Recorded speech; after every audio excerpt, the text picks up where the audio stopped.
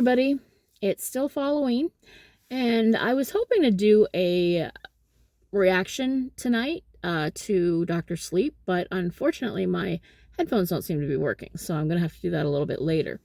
But what I do want to review is the strange case of Dr. Heckle and Mr.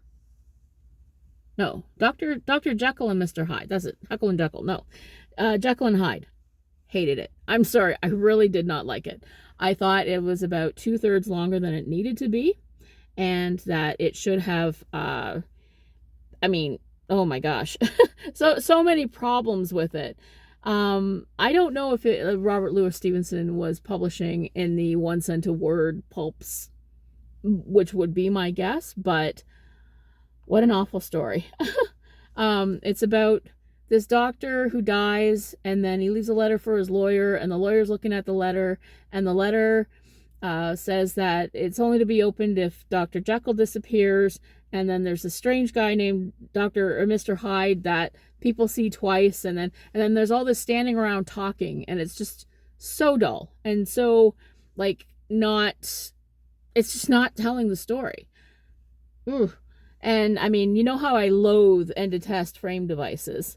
And I really think that's probably the root of my dislike of a lot of Victorian era stories, is that there's, again, because they were paid by the word, right? The more words that they could create, the more they could create a serial, the more they sort of had the more money they could make from it, and the longer they could draw it out. But it doesn't add anything to the story, and it's so boring. It is just so completely boring. And so as most people are aware, Jekyll and Hyde is probably one of the most famous stories.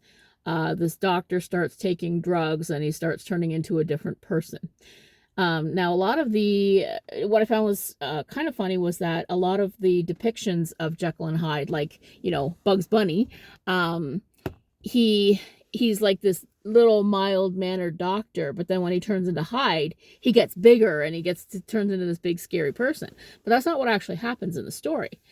In the story, Jekyll is much, much bigger than Hyde. Hyde is this shrunken, shriveled, monstrous little creature, but he's very small compared to Dr. Jekyll, which, it doesn't make any more sense than the other one, but I just thought that was an interesting point.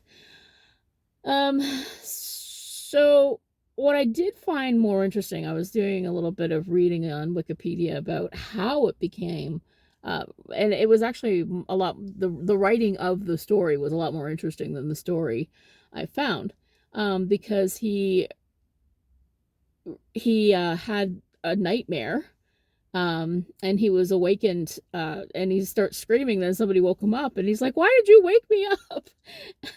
And he wrote the story while he was bedbound, because he'd suffered some kind of hemorrhage, which I thought was interesting, and also that his wife was, his first kind of beta reader who would go over the story. And it says here that she noticed that it was more of an allegory, and then he burnt the first draft and wrote the story as an allegory. I don't know what it's an allegory for. Drug abuse, maybe? I don't know. And then there are claims that Stevenson was on drugs, but he was actually just racked with pain, and writing the story helped him feel a little bit better. So again, the story is just whatever. You can see I didn't really care for it. Lawyer guy talks to a doctor, the doctor dies, the lawyer looks at the letter, and then finally they figure out that, Jekyll's disappeared.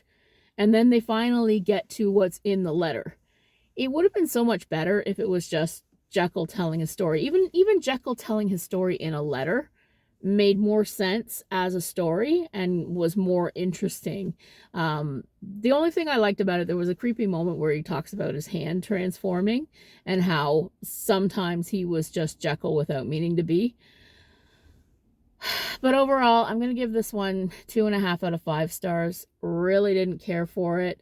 I appreciate its place in horror history and in how influential it was. I mean, it's been uh, you know, filmed so many times. I think it was one of the very, very first films ever made when they first started making moving pictures. It's been a play, it's been a musical, it's been every cartoon, it's been, like I said, Bugs Bunny. So it's an extremely influential story. And Robert Louis Stevenson obviously is was a very influential writer for his time. But oh my gosh, what an awful just I really didn't like it. I did not like this one. So unless you have to read it for a class or something, or unless you're more invested in the themes and the importance of the story, I don't know, I'd give it a pass. Anyway, hope you're reading lots of great horror. Have a great day.